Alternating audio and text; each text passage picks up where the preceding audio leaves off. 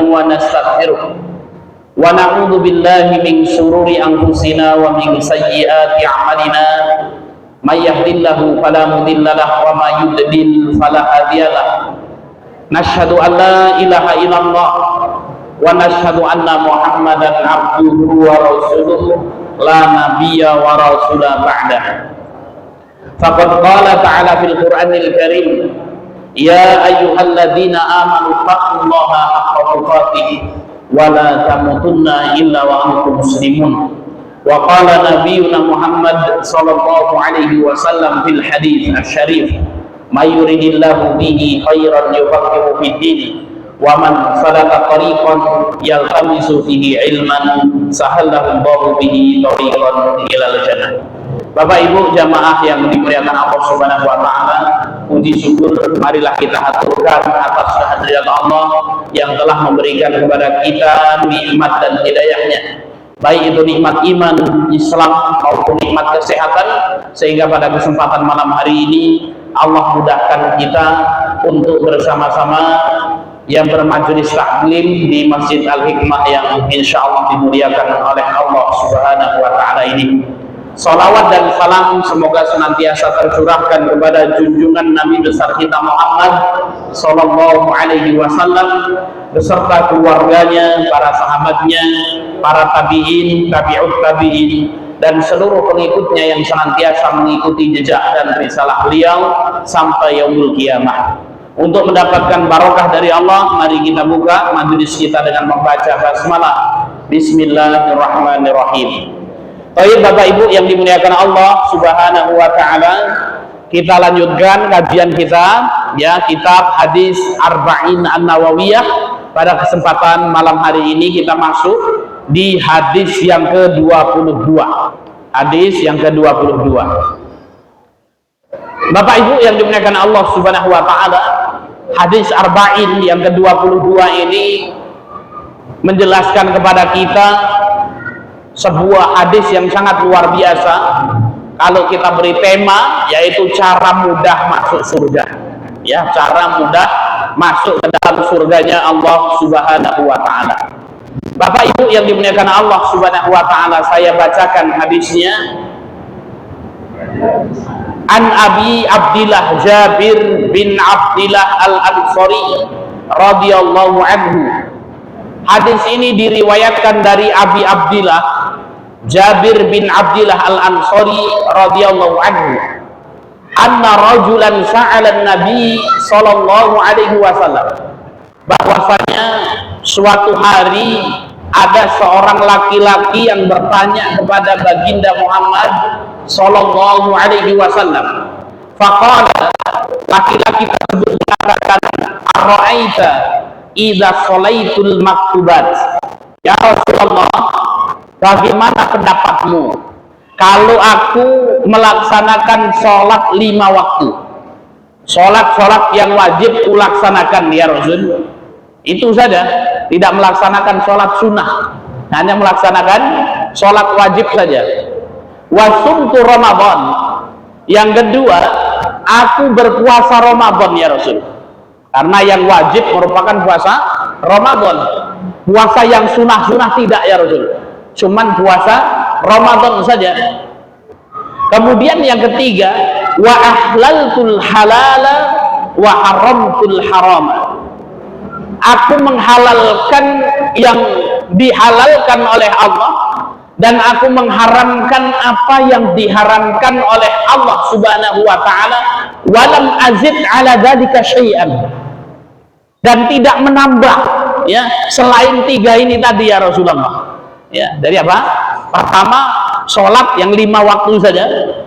Kemudian yang kedua, puasa Ramadan, yang halal dihalalkan, yang haram diharamkan, walam azid ala dzalika syai'an, dan aku tidak menambah selain 3 amalan tadi ya Rasulullah.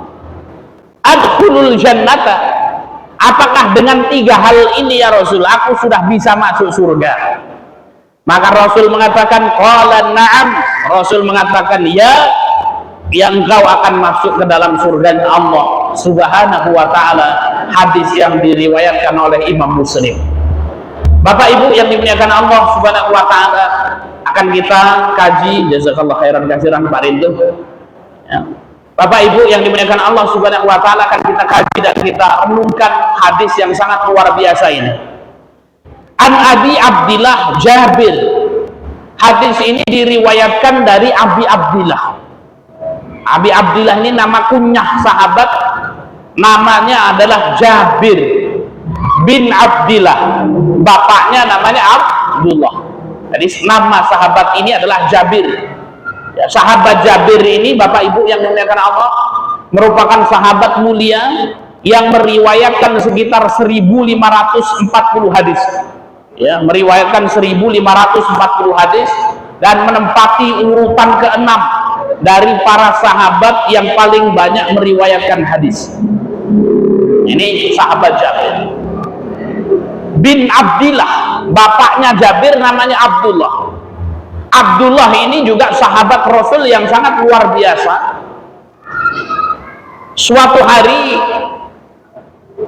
Abdullah ini ikut berperang dengan Rasul Shallallahu Alaihi Wasallam, ya, dan beliau meninggal, ya, ketika mengikuti perang Badar. Ya, Abdullah ini. Ya.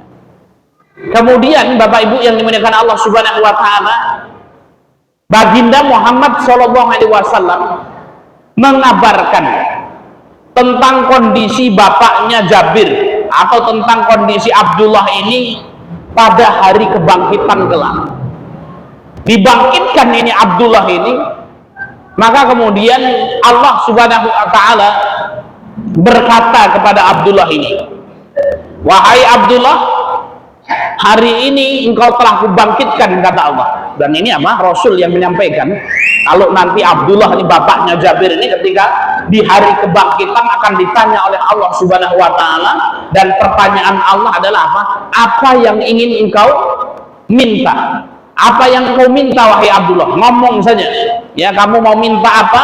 Pasti aku akan mengabulkannya. Ya. Pasti aku akan mengabulkannya. Apa kira-kira Bapak Ibu yang dimuliakan Allah Subhanahu wa taala permintaan dari Abdullah ini kepada Allah Subhanahu wa taala? Masuk surga. Ya, paling masuk surga, Ustaz, ya. Jadi apa? Abdullah ini menjawab, "Aku meminta kepadamu ya Allah, hidupkan aku kembali di dunia hingga aku dapat terbunuh sekali lagi." Ya. Jadi apa? Luar biasa sekali ini permintaannya Abdullah ini ketika dibangkitkan oleh Allah Subhanahu wa taala, "Ya Allah, ya, tolong hidupkan aku sekali lagi di dunia agar kemudian aku hidup di dunia kemudian terbunuh sekali lagi." Ya, maka kemudian apa? Ya, Allah Subhanahu wa taala mengatakan, "Aku telah memutuskan bahwa mereka yang sudah mati tidak bisa kembali ke dunia." Ya. Artinya kemudian apa? Sudah tidak bisa kembali lagi ke dunia. Jadi ini Bapak Ibu yang dimuliakan Allah Subhanahu wa taala, para syuhada yang syahid meninggal di medan jihad, ya, permintaan mereka ketika ya di hari kiamat nanti mereka ingin agar kemudian Allah yang membangkitkan kembali, ingin agar Allah Subhanahu wa taala mengembalikan lagi ke dunia, kemudian apa? Terbunuh sekali lagi. Maka kita berdoa kepada Allah Subhanahu wa taala, mudah-mudahan saudara-saudara kita, para mujahid yang ada di Palestina, ya, mempertahankan negara mereka dari penjajah Israel yang meninggal dunia. Allah Subhanahu wa taala terima amal ibadah mereka dan dijadikan oleh Allah Subhanahu wa taala sebagai para syuhada. Amin ya rabbal alamin. Abdullah ini, Bapak Ibu yang dimuliakan Allah Subhanahu wa taala, mengatakan, "Anna rajulan sa'alan nabiyya sallallahu alaihi wasallam." Suatu hari, kata Abdullah, ada seorang laki-laki yang bertanya kepada Rasul sallallahu alaihi wasallam. Ya, rajulan di sini nakirah, ya, tapi kemudian dicari ya oleh para sahabat siapa laki-laki di sini. Laki-laki di sini namanya adalah Nu'man al-Khuzai. Ya. Anna rajulan sa'alan nabiyya sallallahu alaihi wasallam, bahwasanya ada seorang laki-laki yang bertanya kepada baginda Muhammad sallallahu alaihi wasallam, laki-lakinya bernama Nu'man al-Khuzai. Siapa sahabat Nu'man al-Ghazai ini? Beliau adalah ahli Badar yang syahid pada perang Uhud. Ya, jadi apa? Laki-laki yang bertanya kepada Rasul ini adalah Nu'man al-Ghazai. Nu'man al-Ghazai ini dulu ikut berperang di perang Badar dan meninggal ya waktu perang Uhud di Bukit Uhud. Ya, maka berarti apa? Ya, Nu'man al-Ghazai ini makamnya hari ini pas ya di bawah Gunung Uhud. Bapak Ibu yang sudah berangkat haji, berangkat umroh ya, pasti kemudian apa? Ya biasanya berkunjung ke Jabal Uhud. Ya, di bawah Jabal Uhud itu ada ya para sahabat ya, termasuk Hamzah bin Abi Thalib yang dimakamkan di Uhud, termasuk sahabat Nu'man al-Ghazai ini. Ada kisah menarik dari sahabat Nu'man al-Ghazai ini. Sahabat Nu'man al-Ghazai ini, Bapak Ibu yang dimuliakan Allah Subhanahu wa taala, adalah sahabat yang diuji oleh Allah Subhanahu wa taala, kakinya pincang. Jadi apa? Kakinya pincang. Sampai ketika terjadi perang Uhud itu, sahabat Nu'man al-Ghazai ini berazam. Beliau mengatakan kepada sahabat-sahabat yang lain, tidaklah matahari ya di hari ini terbenam di ufuk barat, di arah barat, kecuali kakiku yang pincang ini, kata Nu'man al-Ghazai, ya sudah menginjakkan surganya Allah Subhanahu wa taala. Jadi apa? Itu disampaikan oleh Nu'man al-Ghazai sebelum perang Uhud dimulai. Ya, karena ketika itu pagi siang ya, maka kemudian sahabat Nu'man al-Ghazai ini mengatakan, wahai sahabat-sahabatku, insya Allah sebelum matahari terbit di arah barat itu, sebelum malam tiba, maka kemudian apa? Kakiku yang pincang ini, kata Nu'man, ya sudah menginjakkan kaki di surganya Allah Subhanahu wa taala. Yang akhirnya kemudian terjadi perang Uhud ini, sehingga kemudian sahabat Nu'man al-Ghazai gugur di perang Uhud. Dan selesai perang Uhud, Rasul Shallallahu Alaihi Wasallam mengabarkan kepada para sahabat, sungguh ya benar ya azam dari Nu'man al-Ghazai ini, dan sesungguhnya kata Nabi Muhammad Shallallahu Alaihi Wasallam, hari ini ya sore ini aku melihat Nu'man al-Ghazai sudah jalan-jalan di atas surganya Allah Subhanahu wa taala dengan kedua kakinya, yang kemudian apa? Kakinya sehat walafiat ya, tidak pincang lagi, disehatkan oleh Allah Subhanahu wa taala. Maka sahabat yang bertanya kepada Rasul Shallallahu Alaihi Wasallam ini adalah sahabat yang bernama Nu'man al-Ghazai, yang hari ini sahabat Nu'man itu apa? Ya sudah mendapatkan kesyahidan, berada di surganya Allah Subhanahu wa taala. Ya. Apa yang dikatakan oleh Nu'man al-Ghazai ini? Faqala ara'aika ya Rasulullah, bagaimana pendapatmu idza sholaitul maktubat, kalau aku mengerjakan sholat 5 waktu? Maka Bapak Ibu yang dimuliakan Allah Subhanahu wa taala, langsung kita ambil faidah dari hadis ini. Hadis ini ya, faidah dari hadis ini yang pertama yaitu semangat para sahabat dalam meraih surga.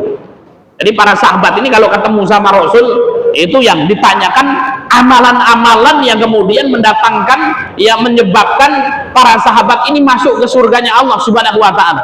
Seperti sahabat Nu'man al-Ghazai. Kemudian ada sahabat-sahabat lain, kalau kita lihat redaksi hadis-hadis itu banyak yang mengatakan, ya Rasulullah, akhbirni bi amalin yudkhilunil jannata.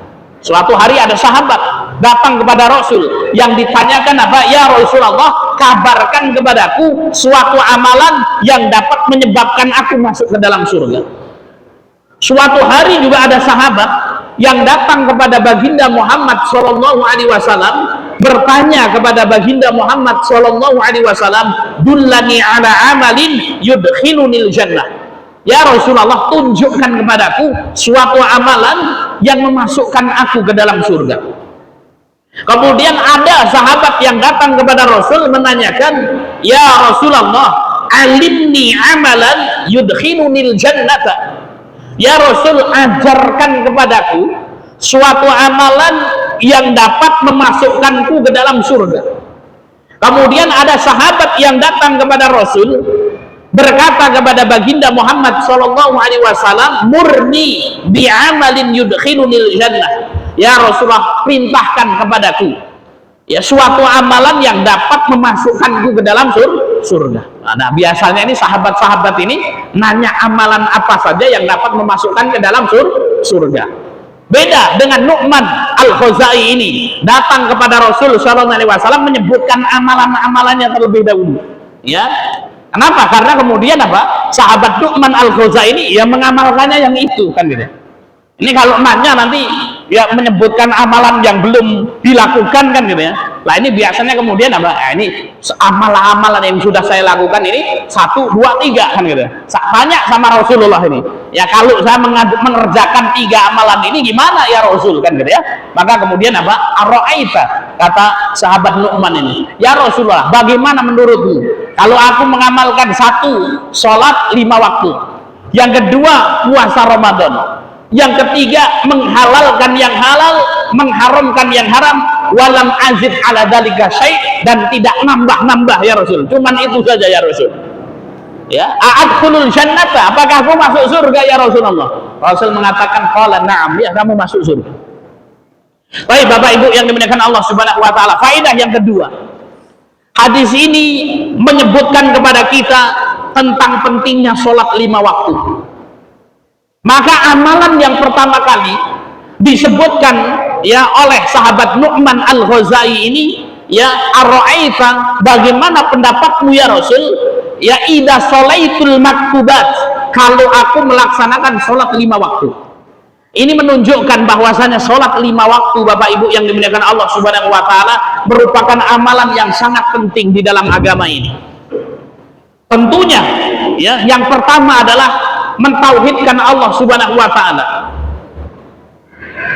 Oleh karena itu rukun Islam yang pertama adalah mengucapkan 2 kalimat syahadat. Nah, ketika seorang sudah masuk Islam, maka amalan yang penting yang tidak boleh ditinggalkan adalah sholat 5 waktu. Bahkan apa? Rasul sallallahu alaihi wasallam bersabda, inna bainar rajuli wa bainasyirki wal kufri tarkus shalah.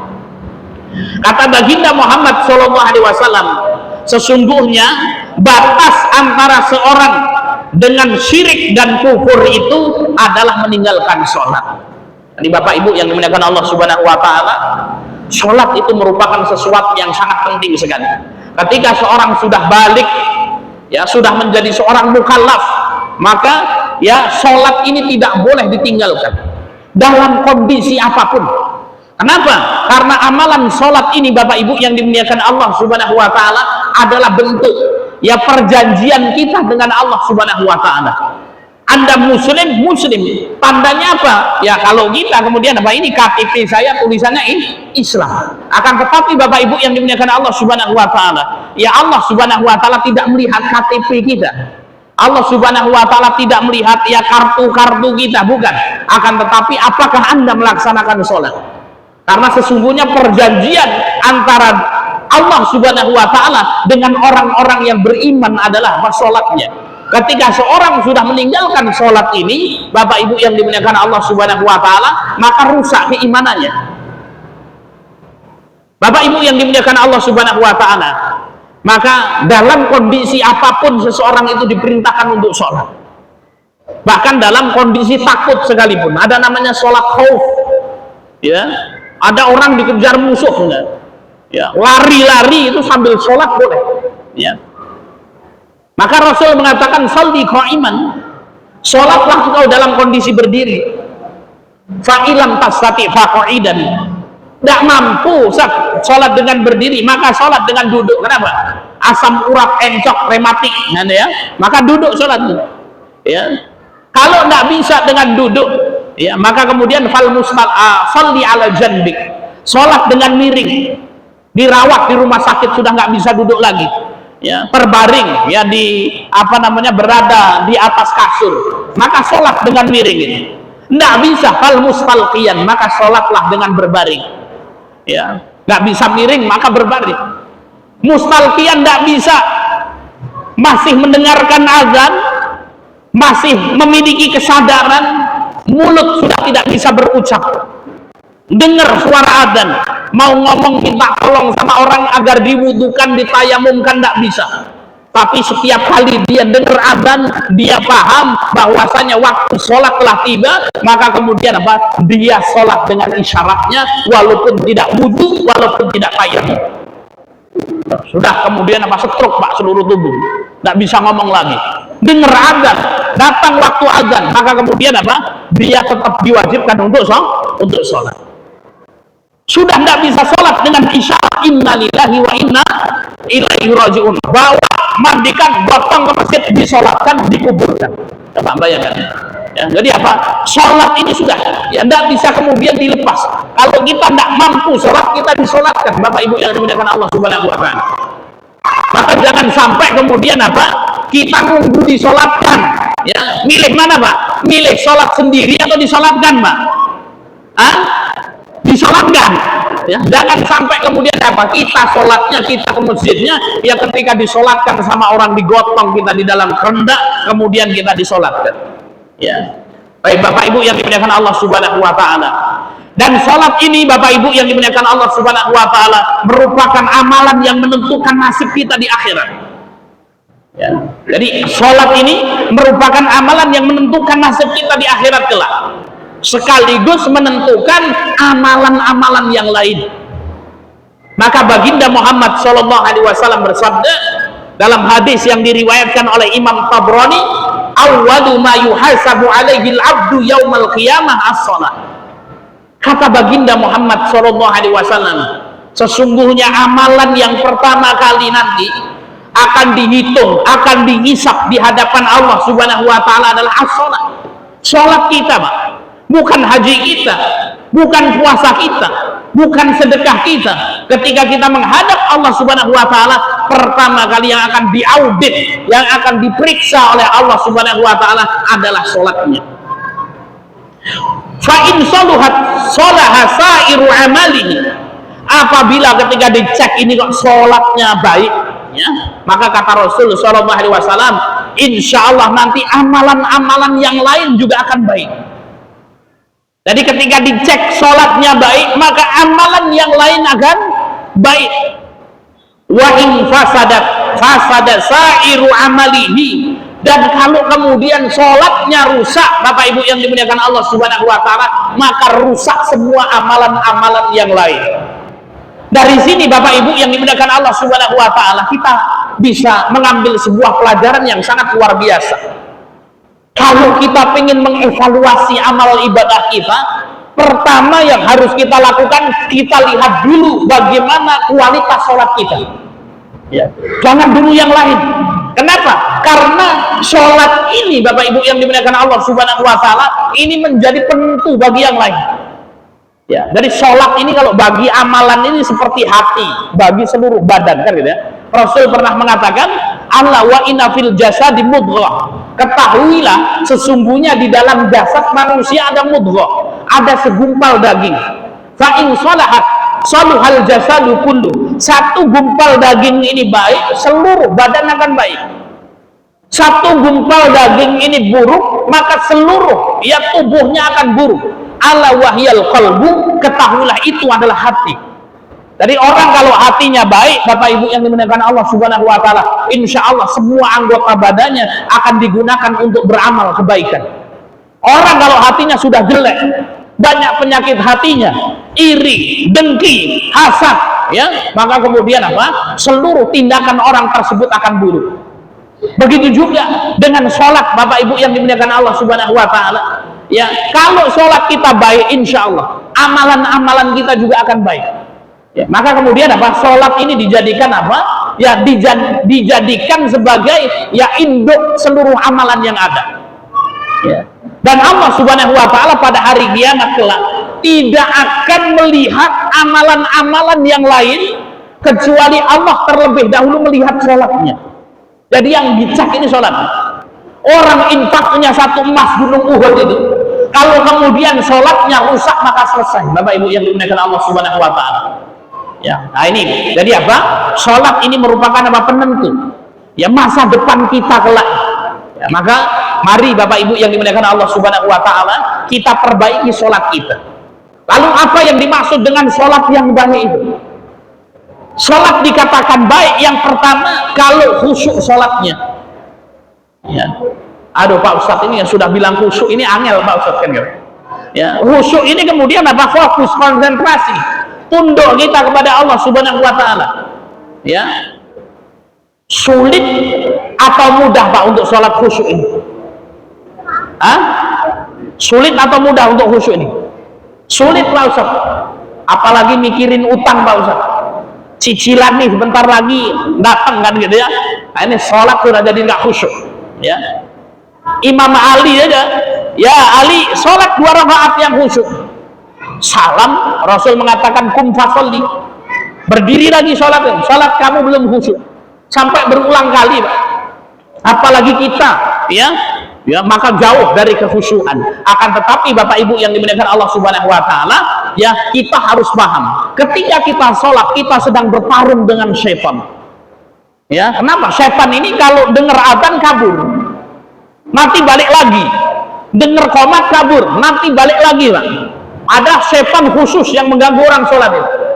Ya, ketika takbiratul ihram Allahu Akbar, dibisikkan sama syaitan itu. Kuncimu kamu tadi di mana itu, kuncimu tadi kan gitu. Oh iya di mana dia? Nah, ini dibisikkan Pak. Ya, ini kalau pulang jangan kemalaman kan gitu ya. Ya ini pokoknya dibisikkan. Maka kemudian apa? Kalau sholat ini kemudian apa? Seseorang ini kemudian pikirannya melayang.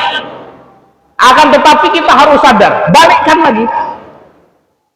Ya baru dengar sedikit nanti sudah nggak konsentrasi lagi kan gitu ya. Apalagi Pak Hamdan nih, mukanya penuh masalah ini Pak kan gitu. Khusyuknya ini angel kan gitu Pak ya. Ya maka kemudian apa? Dibalikkan lagi terus kan gitu ya. Ya ini Bapak Ibu yang dimuliakan Allah Subhanahu wa taala ini ya. Jadi kemudian apa? Ya, yang pertama sholat dikatakan baik ini kalau kemudian khusyuk. Yang kedua, sholat dikatakan baik kalau memenuhi rukun dan syaratnya.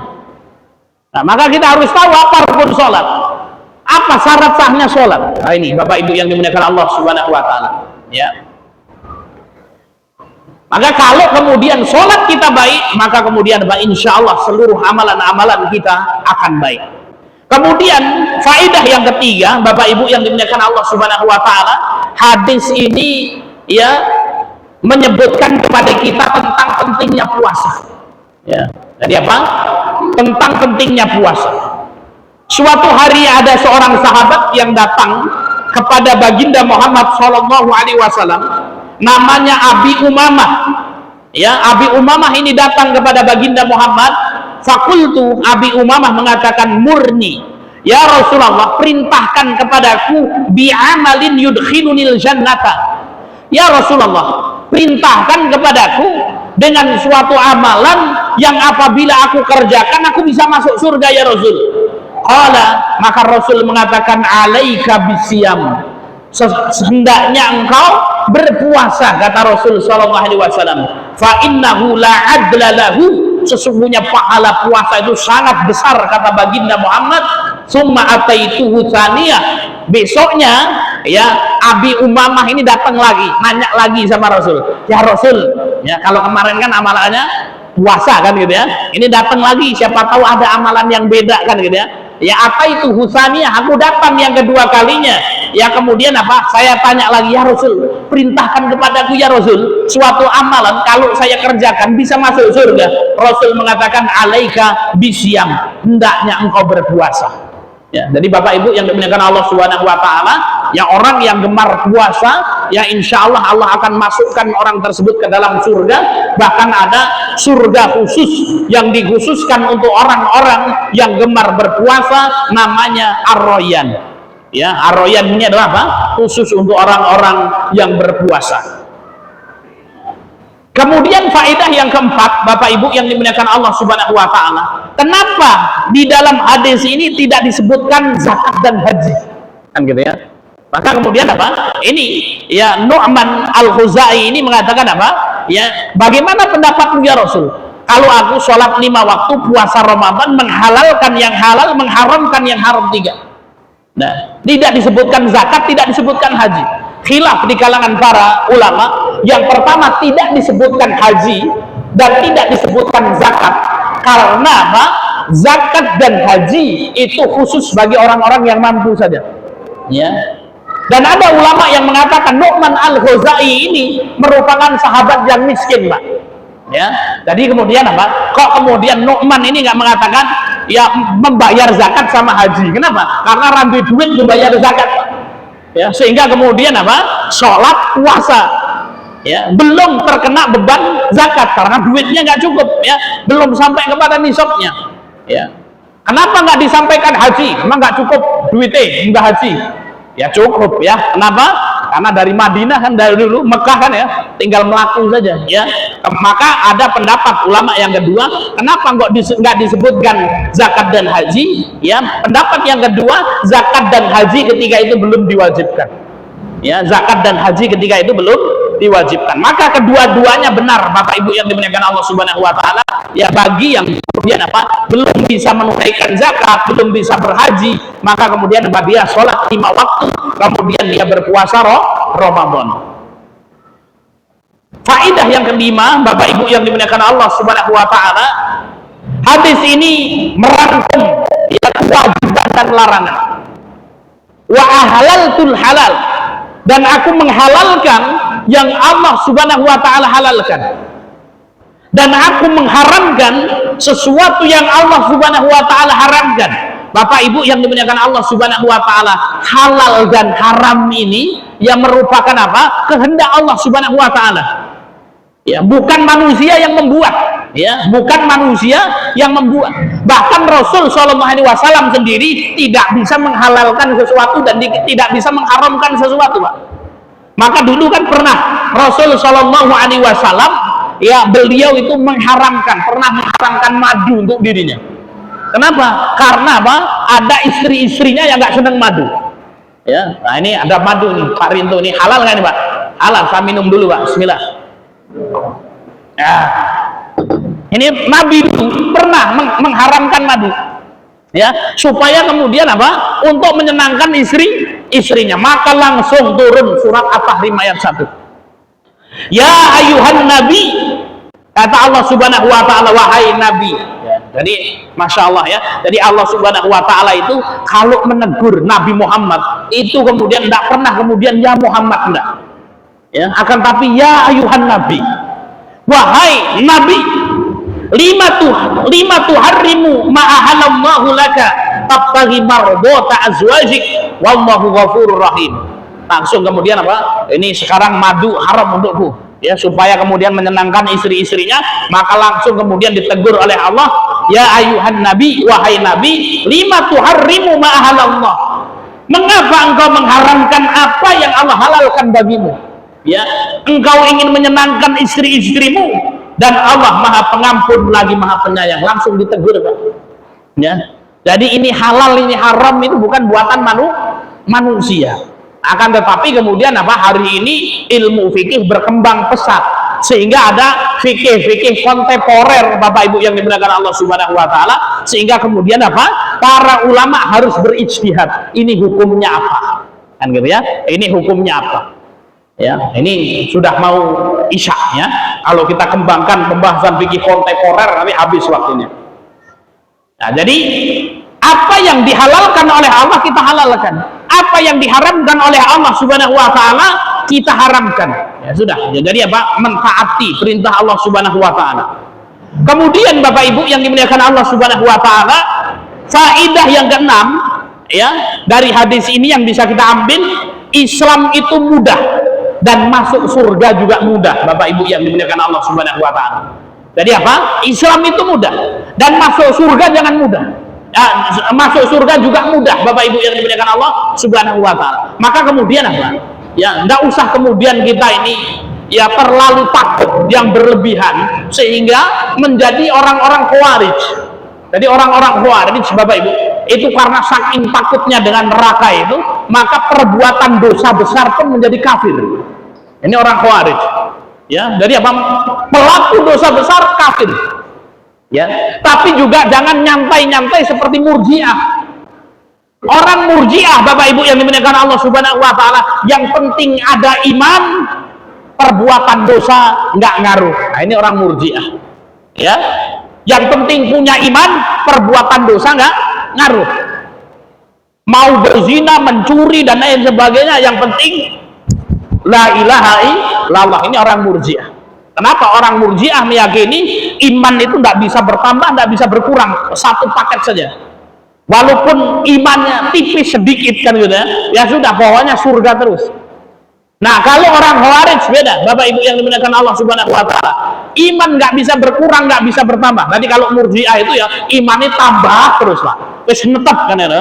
Walaupun melakukan dosa besar punya iman surga kan ya. Nek Khawarij balik aneh.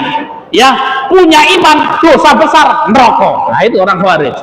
Ya, kalau ahli sunnah wal jamaah wasatun bainal murji'ah wal khawarij, pertengahan antara murji'ah dan khawarij.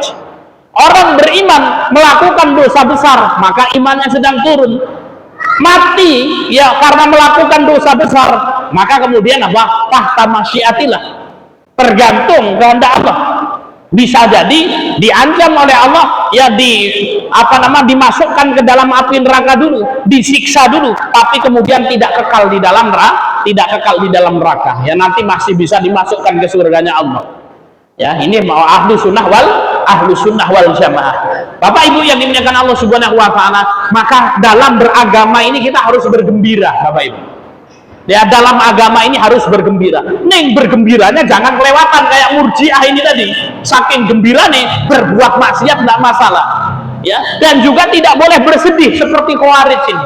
Maka wasatun, yang penting kita punya iman ya, kita yakin dengan asyhadu alla ilaha illallah wa asyhadu anna muhammadar rasulullah. Kemudian apa? Kita melaksanakan sholat 5 waktu, kita berpuasa kalau bulan Ramadan, nek duit ya bayar zakat, orang duit ya wis kan gitu ya. Kalau punya duit naik haji umrah, nek orang dapat duit ya rapopo kan gitu ya. Maka kemudian apa? Ya sudah, kita istiqomah di atas keimanan ini, mudah-mudahan Allah Subhanahu wa taala akan memasukkan kita ke dalam surganya. Ini sudah masuk isya belum? Sudah ya?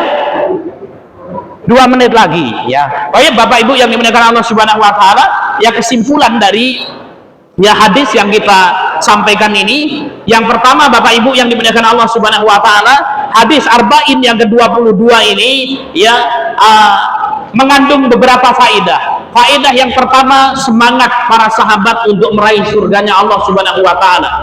Kemudian yang kedua, faedah dari hadis ini menjelaskan kepada kita urgensi melaksanakan sholat 5 waktu.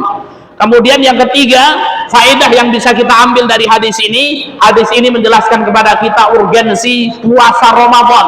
Kemudian ya, di dalam hadis ini tidak dijelaskan, kita lanjutkan sebentar, zakat dan haji. Ada 2 pendapat, karena zakat dan haji ya belum diwajibkan ketika itu. Ada yang mengatakan zakat dan haji ini untuk orang-orang yang punya duit saja, yang sudah kaya saja.